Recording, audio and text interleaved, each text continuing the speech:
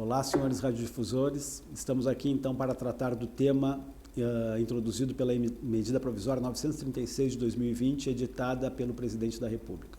Como todos nós estávamos aguardando, essa medida provisória veio introduzir, então, como alternativa às relações de trabalho, um plano de redução da atividade ou da suspensão da atividade mediante o pagamento com o auxílio do governo, da complementação do auxílio do governo para nós mantermos uma renda mínima dos trabalhadores. Então, era bastante aguardado e veio, portanto, sanar aquela primeira omissão da medida provisória 927, que tentou introduzir uma figura jurídica de suspensão de contrato de trabalho, mas não estabeleceu uma contrapartida do próprio governo ou mesmo uma contrapartida do empregador, a não ser a concessão de um curso, o que efetivamente não seria viável para enfrentar a crise, especialmente as necessidades dos trabalhadores. Então veio ao mundo jurídico a nova medida provisória, esta então a 936, que estabelece alguns novos meios de enfrentamento da crise que agora estamos vivenciando. Temos, portanto, nesta medida provisória, a criação de dois institutos. O primeiro deles é a redução proporcional da jornada de trabalho, com a redução proporcional do salário e, diante da redução daquilo que é possível reduzir, haverá um complemento por parte do governo federal, este utilizando como parâmetro o benefício do seguro-desemprego, critérios de cálculo baseados no seguro-desemprego. Então, neste primeiro tópico, nesta primeira oportunidade ou possibilidade, temos a redução proporcional, que pode ser negociada diretamente entre empregado e empregador, daqueles salários, daquelas pessoas que recebem salário até R$ 3.135. E para aqueles trabalhadores que recebem mais de R$ 12.000, considerados, desde a reforma trabalhista, como hiperempregados. Então, para estes dois grupos de trabalhadores, então até R$ 3.135 e acima de mais de R$ 12.000, pode ser estabelecido um contrato individual de trabalho, um aditamento ao contrato, um acordo individual de trabalho, que pode reduzir a jornada de 25%, 50% ou 70%. Então, nós reduzimos a jornada nesses percentuais e reduzimos proporcionalmente o salário. Temos que ter bem claro que nós temos que observar efetivamente a jornada que nós pactuarmos nesta opção. Não podemos pactuar uma redução de 50% e exigir que ele trabalhe 60% da sua jornada. Temos que ser rigorosos no controle disso, sob pena de sermos excluídos do plano que está sendo oferecido pelo governo federal. O que acontece, então? O empregado recebe parte do seu salário, vinculado às horas que desempenhou em favor do empregador, e o restante que falta para complementar sua renda, ele habilita seu crédito perante o governo federal para, então, obter, com base nos critérios do seguro-desemprego, proporcionalidade em relação à redução e proporcionalidade em relação aos valores máximos baseados na lei do seguro-desemprego, nós temos, então, este complemento dado pelo governo. Temos que estar atentos, então, agora em relação aos salários superiores a R$ 3.135 e inferiores a um pouco mais do que R$ 12.000, que são 2 vezes o teto do maior salário da Previdência. Nós temos, em relação a esses empregados, a obrigatoriedade de celebração de acordo ou convenção coletiva de trabalho com o sindicato da categoria. Então, temos que estar atentos a isso.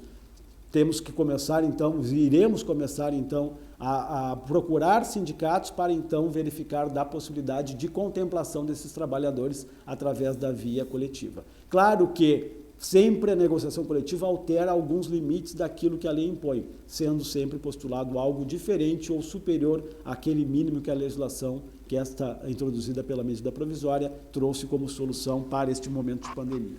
Temos a segunda opção. A segunda opção é a suspensão do contrato de trabalho.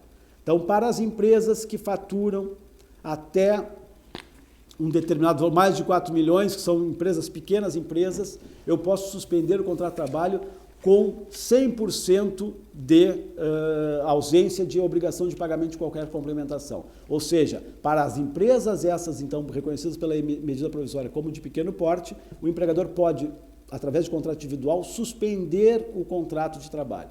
Suspender o contrato de trabalho é não exigir qualquer prestação laboral no período da suspensão. Ela pode ser de até 60 dias. Então, o empregado não pode, sob hipótese alguma, desempenhar qualquer função sob pena de nulidade desta vantagem e a obrigação do empregador em ressarcir o trabalhador daquilo que ele se beneficiou. E mais, também haveria uma fraude ao sistema e poderia, então, estar também passível de punições administrativas pelo descumprimento daquilo que se obrigou a cumprir ao se beneficiar do programa de complementação da renda. Nós temos ainda um outro acréscimo em relação a este grupo. Nós temos as empresas que faturam, então, acima dos mais de 4 milhões de reais. Estes empregadores, então, somente podem suspender o contrato, mas somente será habilitado para o trabalhador o valor de até 70% da sua renda mensal.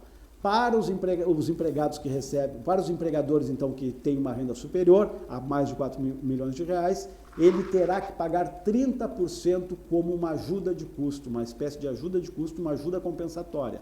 Ou seja, 70% da mesma forma como é feito o cálculo da redução da jornada, vai lá habilitar conforme as regras do seguro-desemprego, observada a proporcionalidade, o empregador, então, do restante, ele se obriga a pagar 30%. Uma vantagem introduzida pela norma é que, suspenso o contrato, ele está efetivamente suspenso, esses 30% não estão revestidos de característica salarial. Então, 30% será pago a título de indenização. O que significa isso? Esses 30% não incidirão na folha como base de cálculo de INSS, contribuição previdenciária, contribuição fundiária. E se esses 30%, por exemplo, for superior a um teto de contribuição da Receita Federal, do Imposto de Renda, também estará isento o empregado de reter e recolher imposto de renda sobre esta ajuda de custo emergencial que está sendo paga pelo empregador quando o contrato estiver suspenso. E ainda temos que, nos casos em que se foi aderido à MP, nós aderimos à MP, as duas propostas do governo, com custeio parcial, então, assumido pelo governo, nós temos que observar que o empregado será estável no emprego durante o período da redução ou suspensão e ainda estável no emprego até período igual àquele que foi objeto de redução ou suspensão. Ou seja, o empregador se beneficia nesse momento deste auxílio governamental, mas se compromete a manter emprego pelo período da vigência da suspensão ou redução e mais período idêntico projetado no tempo pela estabilidade que está reconhecida e determinada pela medida provisória.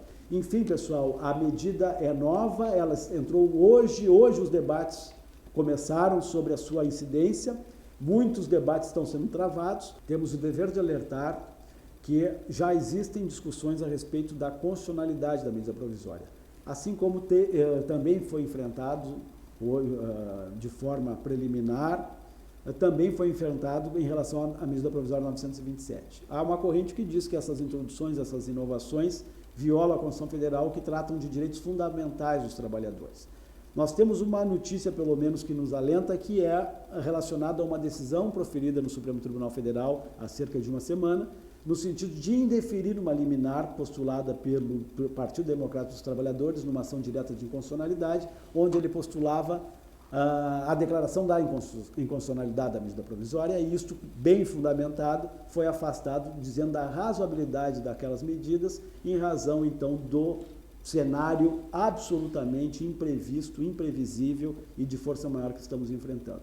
Esclarecemos ainda que há um material exclusivo sobre a medida provisória 927. Ela deve ser analisada, então, considerando as possibilidades de soluções para este momento, com base naquelas alternativas. Esta medida provisória, ela não contraria ou revoga nada da medida provisória anterior. Portanto, as duas devem ser analisadas harmonicamente, elas não conflitam e, portanto, a empresa tem nas duas medidas provisórias alternativas para enfrentar esse momento. Há um vídeo tratando dessa medida provisória no mesmo, de forma semelhante ao que nós estamos apresentando no dia de hoje. Esperamos, portanto, que todos aproveitem da melhor forma possível as informações que estão sendo oferecidas.